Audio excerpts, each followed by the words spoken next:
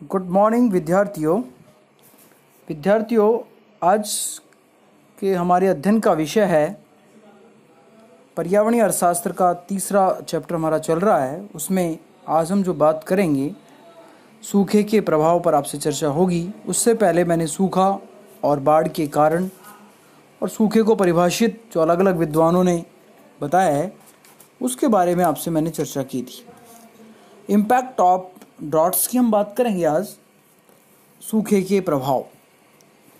सूखे का जीवमंडल की पारिस्थितिकी तंत्र के सभी जीवन रूपों पर प्रतिकूल प्रभाव पड़ता है, क्योंकि जंतु और पौधे प्रत्यक्ष रूप से जल पर निर्भर करते हैं।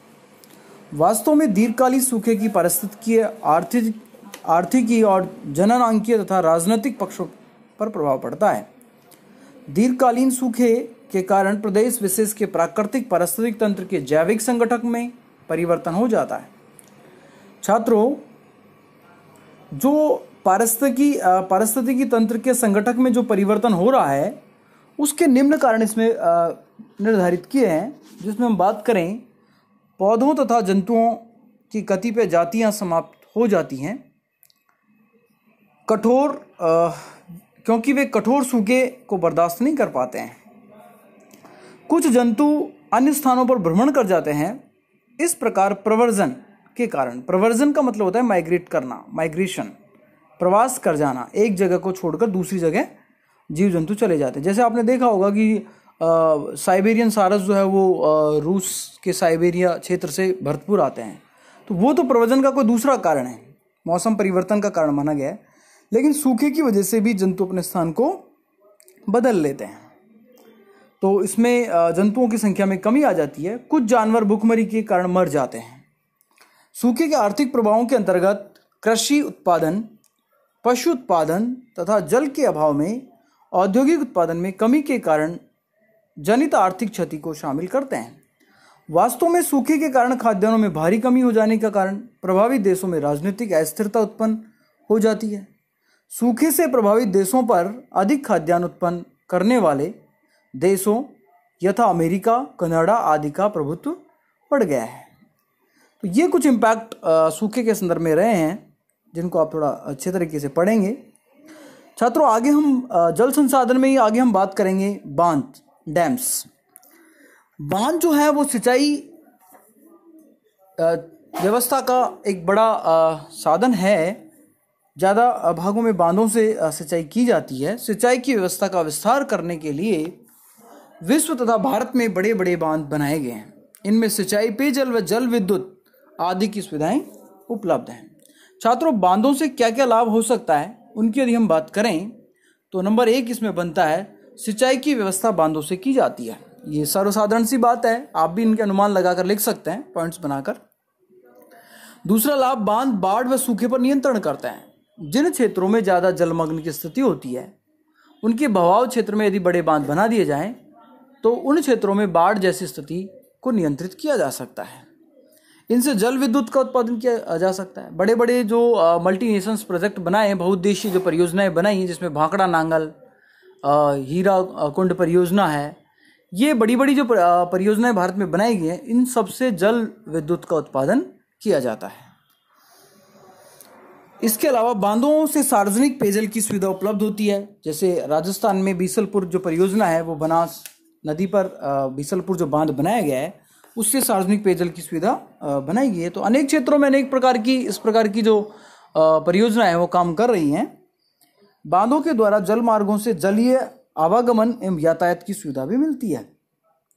2 स्थानों को बांधों के माध्यम से जोड़ दिया जाता है और उसके बाद वहाँ एक जल मार्ग का निर्माण हो जाता है। जैसे कि विश्व स्तर पर हम देखें तो स्वेज कैनाल को भी ऐसे ही जोड़ा गया है, भूमध्य सागर और लाल सागर को जोड़ा गया है, उससे जल मार्ग डेवलप हुआ है। तो ऐसे ही 2 क्षेत्रों के बीच में बांध बनाकर 2 जल मार्गों को जोड़ दिया जाता है। ये भी एक लाभ है यहाँ से। मत्स्य उत्पादन में बांधों में किया जाने लगा है। जो मछली का पालन है या मछली का जो उत्पादन है, जो विश्व की जनसंख्या में खाद्यान्न के तौर पर महत्वपूर्ण स्थान रखता है, मत्स्य पालन, तो मत्स्य और मछली का जो पालन है वो भी बांधों से किया जाता है। बांधों द्वारा औद्योगिक क्षेत्र को जल उपलब्ध कराया जाता है। बांधों के निर्माण से भूमि अपरदन एवं भूमि के कटाव में रोक लगाई जा सकती है। छात्रों, ये तो जो कुछ बिंदु मैंने बताए आपको, ये बांधों के लाभ हैं।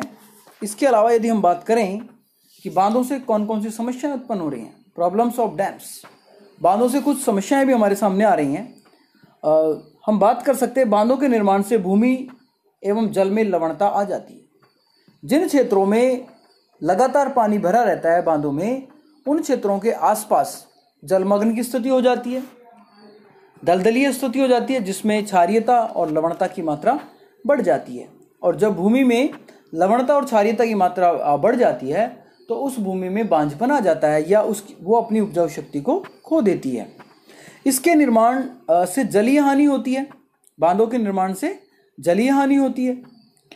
बांधों के निर्माण से भूजल में परिवर्तन आ जाता है। जिन क्षेत्रों में बांध बनाए जाते हैं उन क्षेत्रों के आसपास जो भूमिगत जल है उसका स्तर बढ़ जाता है, और जिन क्षेत्रों में पानी आगे जाकर जल स्तर को बढ़ाता है वो क्षेत्र सूखे हो जाते हैं। तो जल स्तर जो है भूमि का, उसमें निश्चित तौर पर परिवर्तन देखा गया है। सरकार की जो जल स्वावलंबन योजना है उसमें ये ही उद्देश्य निर्धारित किया गया है कि खेत का पानी खेत में होना चाहिए, गांव का पानी गांव में होना चाहिए। लेकिन इससे बहुत बड़े एक प्रारूप में परिवर्तन आ रहा है कि भूजल का जो स्तर है उसमें निश्चित तौर पर बदलाव देखा जा रहा है। जिन क्षेत्रों में पानी को रोक लिया गया है वहाँ के आसपास पानी का स्तर बढ़ गया है, लेकिन वो जो जल जिन क्षेत्रों में बहकर पहले जाता था उन क्षेत्रों में सूखे की समस्या निर्मित हो गई है। बांध निर्माण से उस क्षेत्र के निवासियों को विस्थापन करना पड़ता है। जिन क्षेत्रों में बड़े बांध बना दिए जाते हैं उस क्षेत्र में रहने वाले लोग जो हैं उनको विस्थापित कर दिया जाता है, दूसरी जगह बसा दिया जाता है, क्योंकि बांध के कारण भूमि का बहुत बड़ा जो भाग होता है वो जलमग्न हो जाता है, जल की स्थिति में आ जाता है। इस वजह से वहाँ के लोग उस स्थिति में नहीं रह सकते, इसलिए उनको विस्थापित करके दूसरी जगह बस्तियों को बसा दिया जाता है। बांध क्षेत्रों में भूकंपीय तीव्रता आ जाती है क्योंकि भूमि में असंतुलन उत्पन्न होता है। एक तरफ भूमि में जो भार की क्षमता है वो बढ़ जाती है, एक तरफ कम हो जाती है, जिसके कारण भूमि में असंतुलन बनता है, और असंतुलन बनने से भूकंप जैसी समस्याएं बनी रहती हैं। जैसा कि आपने देखा होगा गुजरात में जो भुज का जो भूकंप आया उसमें सबसे बड़ा जो कारण माना जा रहा है वो सरदार सरोवर बांध निर्माण को माना जा रहा है। ठीक है। इसके अलावा बांधों के कारण भूमि का अवसादीकरण हो रहा है। भूमि का अवसादीकरण का मतलब होता है बंजर भूमि होती जा रही है, उसके आसपास दलदली स्थिति हो जाती है और आसपास की जो भूमि होती है उसमें हमेशा नमी बनी रहती है, जिसके कारण वहाँ पेड़ पौधे नहीं उग पाते हैं और भूमि में बांझपन की शक्ति बढ़ जाती है। बांध बनाने हेतु वन काटे जाते हैं, जिसके कारण वन उन्मूलन भी होता है। जो बांध का कैचमेंट एरिया होता है, जो विस्तार क्षेत्र होता है, उसमें जितने भी वन होते हैं वो या तो लगातार पानी भरे रहने के कारण सूख जाते हैं या फिर उस क्षेत्र से लकड़ियां लोगों के द्वारा काट ली जाती हैं। इस वजह से वनों का विनाश भी हो रहा है या वनों का उन्मूलन भी किया जा रहा है। बांध के निर्माण से छतरों करने से डेल्टा अपर्दन की समस्या पैदा हो जाती है। अब ये डेल्टा क्या होता है? डेल्टा का मतलब होता है नदी के द्वारा जो मिट्टी लाई जाती है और वो एक विशेष जगह छोड़ी जाती है, वहाँ एक डेल्टे का निर्माण होता है। और जब बांध वहाँ बन जाता है तो पानी नदी के द्वारा वो पानी आगे नहीं ले जाया जाता और वहाँ मिट्टी का बड़ा भाग एक जगह एकत्रित हो जाता है, जिसके कारण डेल्टा का अपर्दन की समस्या पैदा हो जाती है। अतः द्रव्य समस्याओं के कारण पर्यावरण पर गंभीर इसके दुष्प्रभाव पड़ रहे हैं। तो छात्रों, ये जो मैंने आपसे चर्चा की है, बांध की समस्याएं, बांधों के लाभ, सूखे के प्रभाव, सूखे की समस्याएं, सूखा क्या है, बाढ़ क्या है, बाढ़ के कारण क्या बन रहे हैं, जल संसाधन के स्रोत कौन से हैं, जल संसाधन को प्रदूषित करने वाले स्रोत कौन से हैं, ठीक है, मानवीय स्रोत कौन से हैं, प्राकृतिक, ये सारे के सारे वाटर रिसोर्स में हमने पढ़े हैं। हमने दो प्रकार के रिसोर्स को पढ़ लिया है, एक आपका फॉरेस्ट रिसोर्स है, दूसरा आपका वाटर रिसोर्स है। छात्रों, अब हम आगे आपसे चर्चा करेंगे नंबर 3 पर, खनिज संसाधन, मिनरल रिसोर्सेस। खनिज वे पदार्थ होते हैं जो पृथ्वी या भूमि के भूगर्भ से खोद कर निकाले जाते हैं। वे पदार्थ जिन्हें खनन द्वारा पृथ्वी से निकाला जाता है या भूगर्भ से निकाला जाता है, वे खनिज संसाधन कहलाते हैं। बहुत सिंपल सा क्वेश्चन बनता है छात्रों, कई बार आपसे पूछा भी जा सकता है छोटे क्वेश्चनों में, खनिज संसाधन से आप क्या समझते हैं या खनिज पदार्थ किससे कहते हैं? तो आपको इसकी सिंपल सी परिभाषा ध्यान में रखनी है। खनिज वे पदार्थ होते हैं जो पृथ्वी के अंदर से खोद कर निकाले जाते हैं, उन्हें खनिज संसाधन कहा गया है। ऐसे पदार्थों की उत्पत्ति कोयले और पेट्रोलियम के समान जैव हो सकती है। अजैव पदार्थों में धात्विक और अधात्विक दोनों ही पदार्थ शामिल हैं। खनिजों को पृथ्वी सतह से या विभिन्न गहराइयों से खोदकर निकाला जाता है। यद्यपि खनिज व्यापक रूप से सैलों में पाए जाते हैं, लेकिन उन स्थानों से उनका खनन आर्थिक दृष्टि से लाभकारी होता है जहां वे संकेंद्रित रूप में मिलते हैं। सैल जिसमें कोई धात्विक खनिज संकेंद्रित रूप में मिलता है अयस्क कहलाता है। अतः खनन उन स्थानों तक सीमित है जहां अयस्क मिलते हैं।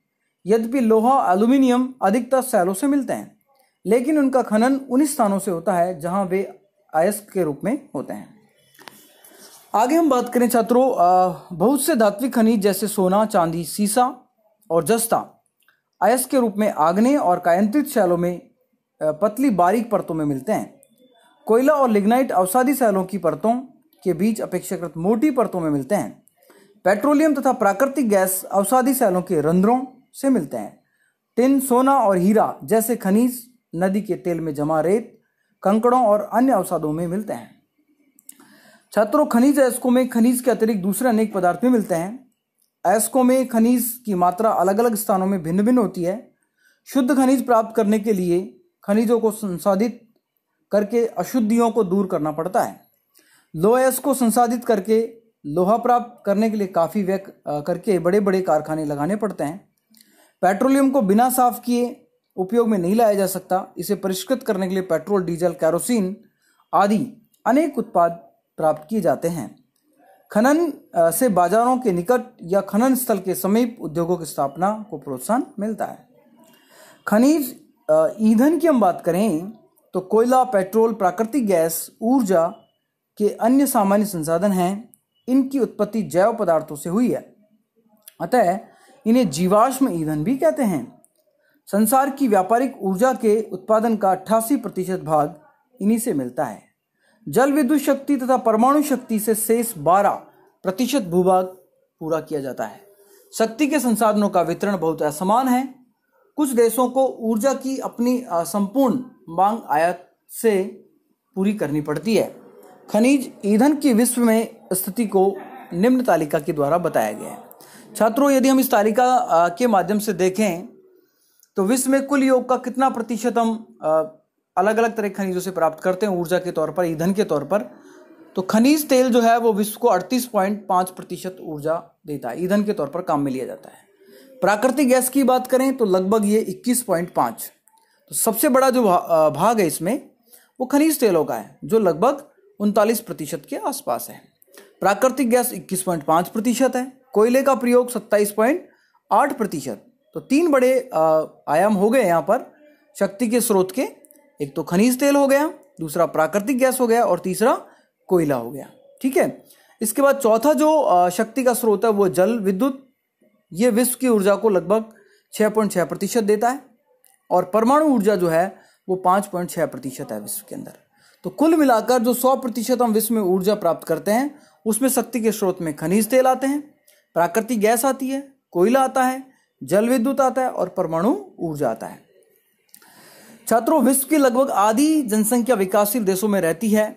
ये देश आज भी अपने घरेलू ईंधन के लिए जलाऊ लकड़ी तथा कास्ट कोयले, गोबर फसलों में डंठलों आदि पर निर्भर हैं। कोयला, खनिज तेल और प्राकृतिक गैस शक्ति को अनापूर्ति संसाधन है। सौर ऊर्जा, पवन ऊर्जा और ज्वारीय शक्ति भी संपूर्ति संसाधन है। ठीक है। शक्ति के अन्य संसाधन जल विद्युत और परमाणु शक्ति हैं। इसके बाद हम खनिज ईंधन के बाद हम चर्चा करते हैं कोयले की विश्व में क्या स्थिति है। तो यूरोप की औद्योगिक क्रांति का मूल आधार कोयला ही रहा है। कोयले को काला सोना कहते हैं। ठीक है। वाष्प चलित इंजन तथा अंतर्दहन इंजन को आविष्कार से यांत्रिक शक्ति की मात्रा बढ़ गई है। औद्योगिक क्रांति से पूर्व मनुष्य शक्ति के लिए पालतू पशुओं, पवन, बहते पानी पर आश्रित था। खनिज तेल की खोज और जल विद्युत के आविष्कार से कोयले का महत्व धीरे धीरे कम हो गया है। लेकिन धमन जो भट्टियां हैं में लोह अयस्क को पिघलाने के लिए कोयला अनिवार्य खनिज है। उसके बाद हम पेट्रोल की बात करें। पेट्रोलियम या खनिज तेल जैव पदार्थों से बना है। अतीत काल में जैव पदार्थ अवसादी सैलों की परतों के बीच दब गए थे। खनिज तेल तेलों के रंध्रों में रिस जाता है और यह पानी तथा प्राकृतिक गैस के साथ पाया जाता है। अशुद्ध पेट्रोल को परिष्कृत करके अनेक उत्पाद प्राप्त किए जाते हैं, जैसे पेट्रोल से डीजल, मिट्टी का तेल आदि प्रमुख हैं। स्थल, जल एवं वायु परिवहन के लिए तेल का सबसे अधिक महत्व है। बिजली उत्पादन में भी तेल का उपयोग होता है। तेल परिष्करण के बाद जो गौण उत्पाद मिलते हैं उनका कच्चे माल के रूप में उपयोग होता है। इनके उर्वरक, चिकना करने वाला तेल, कृत्रिम रेशे, रसायन और दवाइयाँ बनाई जाती हैं। तेल का बड़ा सामरिक महत्व है क्योंकि सेनाओं की गतिशीलता तथा प्रहार शक्ति तेल पर निर्भर करती है। तेल के गौण उत्पादों के आधार पर अनेक सहायक उत्पादों की स्थापना की जाती है। कुवैत, सऊदी अरब, ईरान, इराक, संयुक्त अरब अमीरात तेल के प्रमुख उत्पादक देश हैं।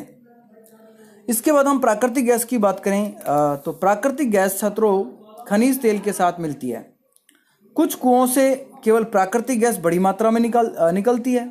घरेलू कार्यों के साथ साथ प्राकृतिक गैस का उपयोग बिजली के उत्पादन में भी होता है। अमेरिका में प्राकृतिक गैस के विश्व के सबसे बड़े भंडार हैं।